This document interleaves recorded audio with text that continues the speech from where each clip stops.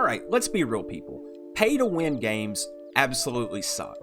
And possibly the worst culprit of this action is, of course, the mountain of so-called free-to-play mobile games. Games like Clash of Clans, to even at times Pokemon Go, have been guilty of this mentality. And in many cases, he who has the most cash is typically the person who does the best. Now, it is one thing for a game company to just admit that you can obtain items through microtransactions up front and keep the air clear. It becomes something entirely different when a company slowly begins to add these into a game while making claims that there's not going to be a pay-to-win or a pay-to-advance mechanic. Now, where this leads is to the release of Fallout First, the subscription within a subscription service for Fallout 76. Now, near immediately, this release has been met with backlash. To many, myself included, this feels as if Bethesda is backing out of its agreement to not make Fallout 76 pay to win. And that's what I'm going to be touching on today. So today, here are my thoughts on Fallout First and what it could mean for the future of Fallout 76.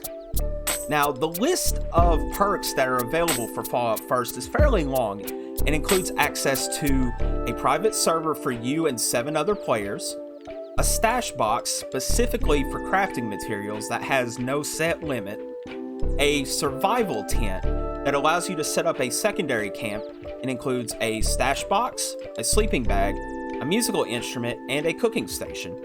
Additionally, members receive 1,650 Atom Points for the Atomic Shop per month and access to the Ranger Armor outfit, which is a next-gen update of the iconic armor from Fallout New Vegas.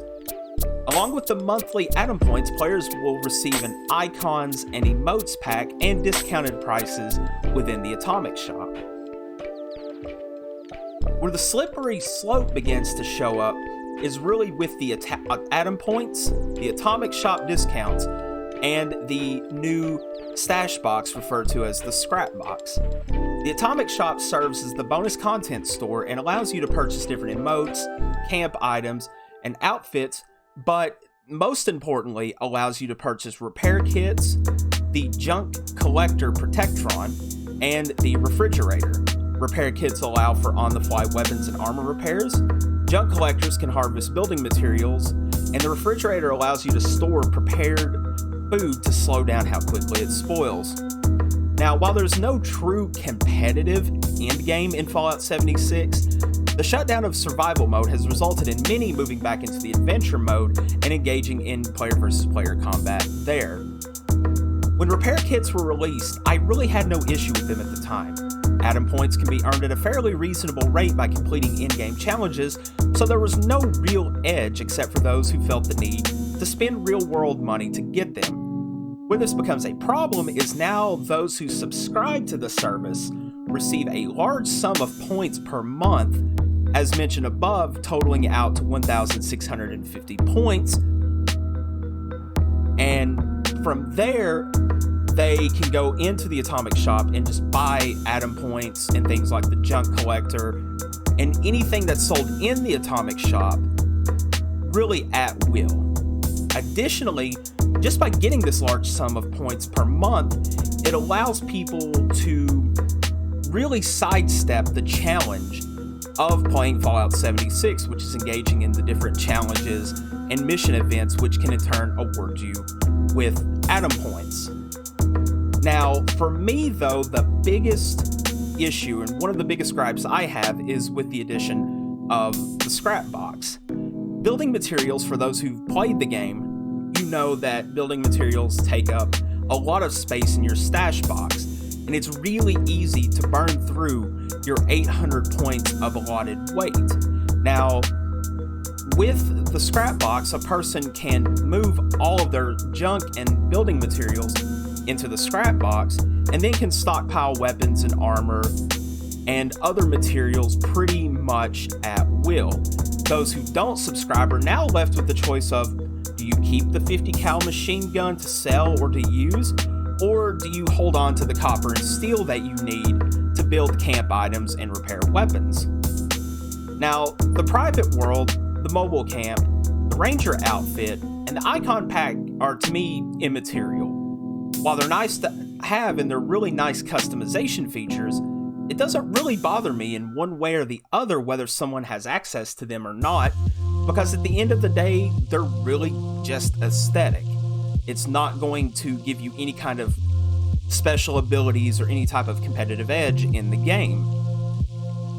Now, like I mentioned before, the repair kits and even the junk harvester and refrigerator were not a major concern when they were released individually, but with people receiving a monthly supply of Atom Points, which totals out yearly to nearly 20,000 Atom Points, it really, for me, begins to cheapen the experience of the game and opens a door for even more paywall-locked content down the road, so long as people continue to buy into it. Fallout 76 is already on shaky ground. It had possibly one of the worst launches of a AAA title in recent history, and it still sits to this day as the lowest rated main released Fallout game. And while Bethesda has made many improvements to the game, such as adding different quest lines, continuing to add new customization options to the Atomic Shop, and working on bug and balance fixes, it feels like they're starting to set themselves up for a major step back by setting all of this content behind a paywall, and such a large one at that. What makes Fallout 76 enjoyable is that everyone's out in Appalachia fighting, scrapping, surviving, and adding this content behind a paywall really takes away that experience. People can simply pay up a monthly fee and have access to near all of the content that they could want, and it's just up to them to go get it out of the Atomic Shop. And while these are small things, if Bethesda is not careful, if they don't really rein this in and take a look at it as a whole, they're setting themselves up for a really disastrous future. And people are already beginning to leave the game over it, and it's only, in my opinion, going to get worse the more that they begin to lock the content behind these kinds of paywalls. It's only going to get worse unless Bethesda really reins some of this in.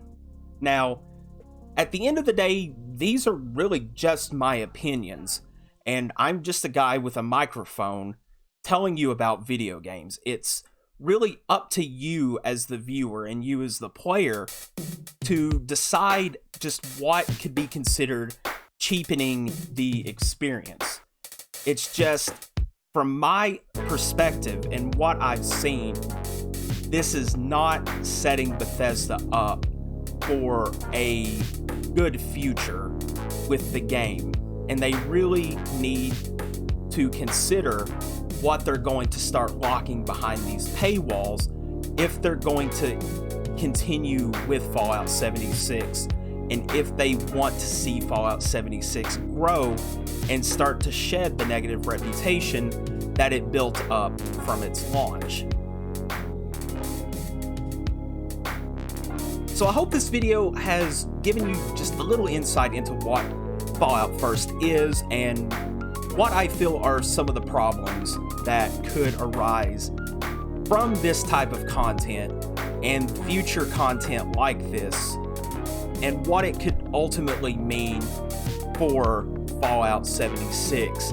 Fallout 76 has improved a lot, and I feel like it still has room for improvement, but where it is now is far better than where it was when it launched, and Bethesda really needs to take that into account before they continue to make moves such as this. Otherwise, it's going to build an even worse reputation than when it began. I hope you've enjoyed the video. I always like to do these little deep dives into games and just kind of give my opinions on what it can mean for gaming. I don't do them a lot because I like to play games more so than I like to analyze them. simply because for me, games are a fun escape. But I feel like this is something that really is worth discussing simply because of just the negative reputation that Fallout 76 already has. If you've enjoyed this video, please make sure to leave a comment down below. Let me know what you think. You know, let me know your opinions, what you think about Fallout first, if you think it's a good idea, a bad idea, and if you want to see more videos like this. I'm gonna go ahead and wrap this up. I hope you've enjoyed, and I hope it's been informative, and I'll talk to you next time.